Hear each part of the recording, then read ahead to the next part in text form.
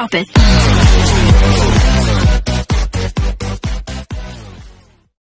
Good day mga ka-sports natin dyan. Set 1 pa lamang ng laban ng PLDT versus ng F2 Logistics ay nagkakainitan agad ang dalawang team na ito. Kapwa nga ang dalawang team na ito ay ayaw nga nilang magpaungo sa score, kung kaya nga halos nagpapalitan lang nga sila ng mga score.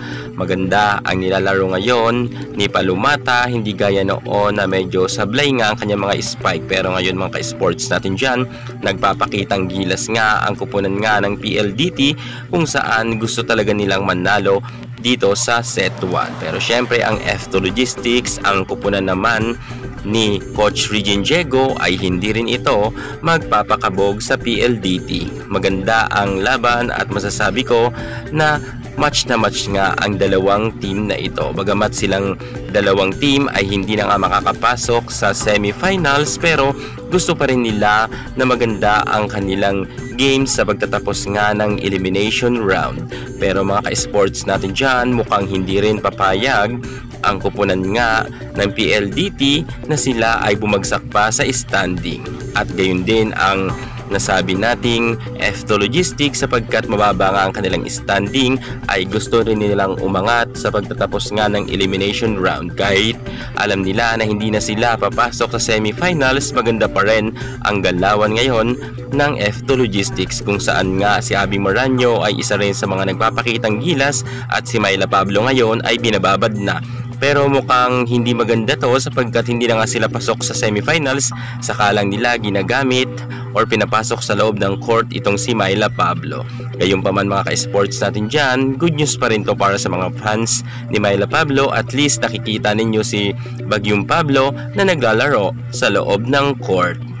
Samantalang nagtuloy-tuloy naman ang magandang nilalaro ng PLDT, kung saan nga ganadong-ganado sila kung ikukumpara natin dito sa F2 Logistics. Pero mga ka-sports natin dyan, kapansin-pansin rin natin na ito ngang si De La Cruz, Myla Pablo at Abby Moranyo ay talagang humahabol nga sa score nga ng PLDT, sapagkat nga lamang sila ng 5 puntos. Pero mga ka-sports natin dyan, naidikit nga yan nila Myla Pablo. Grabe mga ka-sports, tingnan ninyo ang resulta. Kahit sabihin natin lamang na lamang nga ang PLDT, ay nakadikit pa nga dyan ang nasabi nating F2, sapagkat nga yan kay Myla Pablo. Maganda nga ang pinapakitang galawan sa loob ng court ni Myla Pablo. Talagang mainit na rin itong si Myla Pablo, kahit sabihin nga natin mga ka-sports natin dyan, dito sa first set na laban na ito ay lamang nga ang PLDT